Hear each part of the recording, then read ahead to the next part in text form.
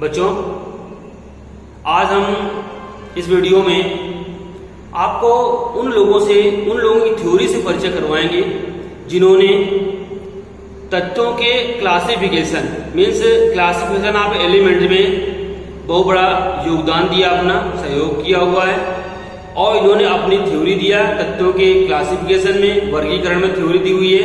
तो सबसे पहले हम बात कर रहे हैं बेटा डोबेराइनर ट्रेड्स जो थे, डोबेराइनर के ट्रिक थे, उसकी थ्योरी के बारे में बात कर रहे हैं। क्या इन्होंने थ्योरी दिया था, ठीक है। तो देखिए बेटा, ये थ्योरी लिखी हुई है।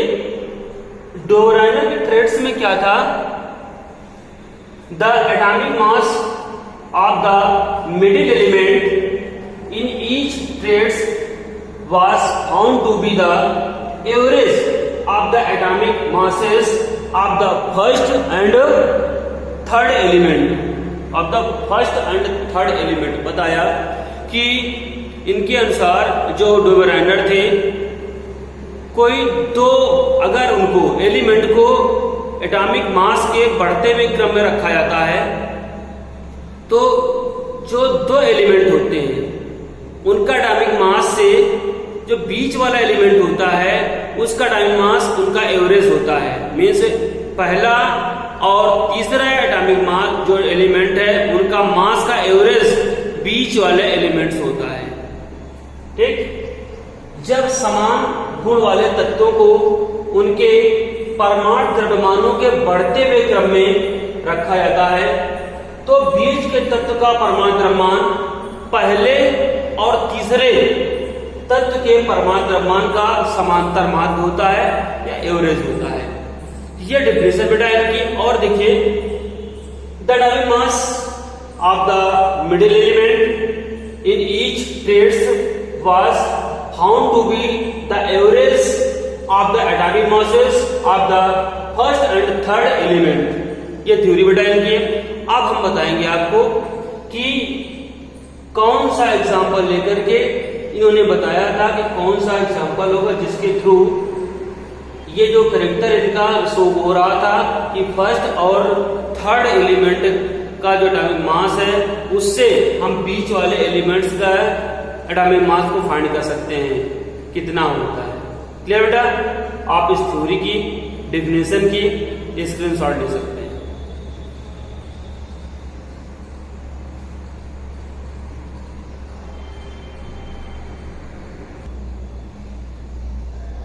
देखिए बेटा, यहां पर एग्जांपल लेता हूं। अगर डोबेराइनर ट्रेड्स में एटॉमिक मास के इंक्रीजिंग ऑर्डर में एलिमेंट को रखा जाए, जैसे मान लीजिए यहां पर लिथियम रखा गया बेटा आपका, ठीक है। लिथियम के बाद में हम नाइट्रोजन, सोडियम एंड पोटेशियम, ये 3 एलिमेंट्स लिए गए।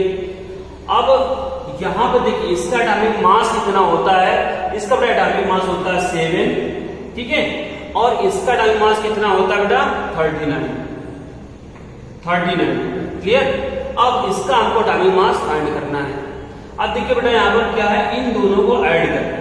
यहां पे हो जाएगा 7 प्लस 39 अपॉन 2, 7 प्लस 39 अपॉन 2, इसको ऐड करेंगे तो बेटा हो जाएगा ये आपका 46 अपॉन 2 करते हैं तो यहां बेटा हो जाएगा आपका 23।